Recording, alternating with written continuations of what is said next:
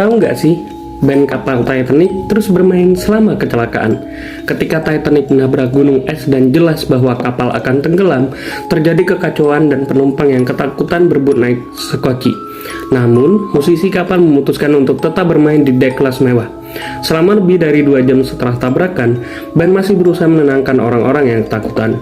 Kedelapan musisi kehilangan nyawanya. Adegan yang mengharukan tentang band ini dapat terlihat dalam film Titanic karya sutradara James Cameron tahun 1997. Hai guys,